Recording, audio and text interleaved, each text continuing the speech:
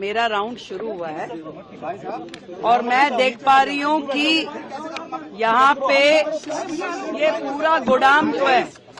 पूरा गोदाम जो है बुरी तरीके से भरा पड़ा है, जिसमें कि इनकी लिस्ट के हिसाब से 458 ऑक्सीजन कॉन्सेंट्रेटर्स यहाँ पड़े हुए हैं, वेंटिलेटर पड़े हैं 146, 36,000 पीपी किट यहाँ पर पड़ी हुई है और भी बहुत सारे मल्टी पैरा मॉनिटर्स पड़े हैं। इसके अलावा बाईपैप मशीन्स पड़ी हैं, बहुत सारी चीजें, मास्क पड़े हुए हैं, मैट्रेसेस हैं, बेडिंग्स हैं, ये सारी की सारी कोविड के समय से लेके अब तक पड़ी हुई हैं चीजें। और ये एक अस्पताल का मैटर नहीं है, ये हर अस्पताल के गोदाम ऐसे ही भरे पड़े हैं।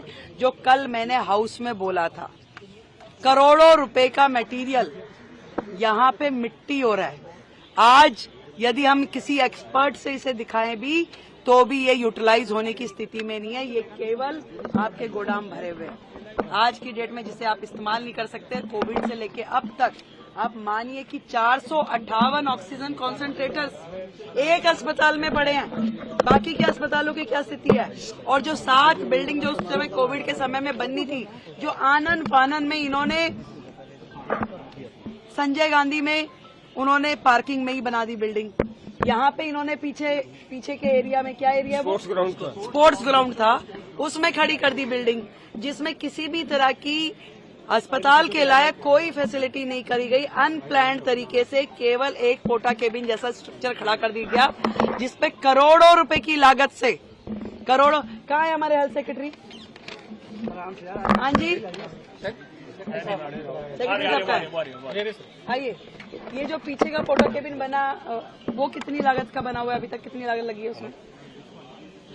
जो यहाँ पे कोविड के समय की जो 7 बिल्डिंग्स में से एक बिल्डिंग है, टेम्परेरी स्ट्रक्चर जो बनाई, हाँ, सेमी परमानेंट स्ट्रक्चर, वो यहाँ पे अभी कितना % पूरा हुआ है?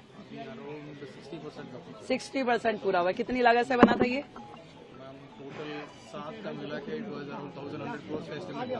1,100 करोड़ का एस्टिमेट था, जो कि उस समय का शुरू हुआ 60% पे आज भी है। कोविड में बन नहीं पाई।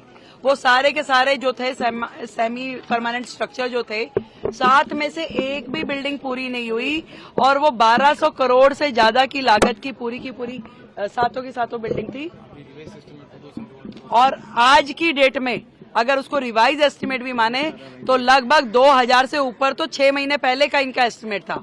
आज की डेट में अगर मैं समझूं, अगर हम उसके ऊपर 2,500 करोड़ भी खर्च कर दें तो वो बिल्डिंग हमारे लिए अनयूटिलाइज्ड है, क्योंकि उसमें अस्पताल में होने वाला जो इंफ्रास्ट्रक्चर है उसके पैरामीटर फॉलो ही नहीं किए गए। मैम, केवल इस हॉस्पिटल की बात है जिसमें आपने बताया कि 2,500 करोड़ लेंगे, या वो सभी हॉस्पिटल? वो 7 बिल्डिंग जो उस समय सेमी परमानेंट स्ट्रक्चर बनाए गए थे, उसमें से एक बिल्डिंग ही है। यहाँ की बिल्डिंग की कॉस्टिंग कितनी है? कॉमन एस्टिमेट था। बहुत गड़बड़ियां हुई हैं, इस तरह के आरोप सामने आ रहे हैं कि जो कॉन्ट्रैक्चुअल स्टाफ की हायरिंग हुई है उसमें बहुत। अभी मैं यहाँ इस बिल्डिंग में आई हूँ तो लगातार वो जो कर्मचारी थे वो चिल्ला रहे थे कि हमारी 6 महीने से तनख्वाह नहीं मिली। इस तरह का माहौल है। और मैंने तो पहले ही कहा कि दिल्ली सरकार के अस्पताल और दिल्ली सरकार का स्वास्थ्य विभाग खुद बीमार है। अभी इस तरह के न जाने कितने ही मुद्दे अभी खोज के हमें निकालने होंगे।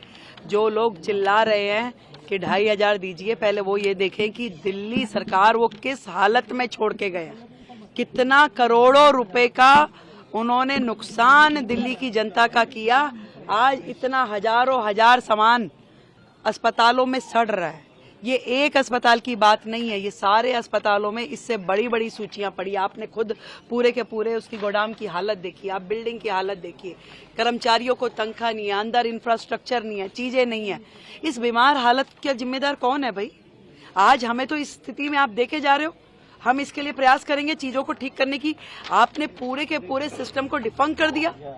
आज वो अस्पताल जिसमें हजारों मरीज रोजाना आते हैं, वो इलाज नहीं पा रहे। बेचारे डॉक्टर्स एम्बेरस है। मतलब यहाँ के एमडी साहब जो हैं, इनके पास 4 हॉस्पिटल का चार्ज है। क्या इतने बड़े बड़े 4 अस्पताल ये संभालने के लिए स्थिति में है? इतना ओवरबर्डन किया हुआ, एक अस्पताल आदमी संभालने में दिक्कत है। आज जो रिक्रूटमेंट होनी है, आज जो उन्होंने भर्ती करनी थी डॉक्टर्स की, एमडीज की, वो सब नहीं किया, उस सबको गड्ढे में डाल दिया। आज 4-4 बड़े अस्पतालों का एक एमडी काम कर रहा है। क्या उम्मीद कर सकते हैं हम उनसे कि वो क्या अस्पताल को देखेंगे, क्या व्यवस्थाएं दे रहे हैं? ये जो आम आदमी पार्टी की सरकार है, केवल और केवल चैनल्स पे नोटंकी करने के लिए है। काम करने की दृष्टि से उनका हेल्थ मॉडल, उनका एजुकेशन मॉडल जीरो है, जीरो।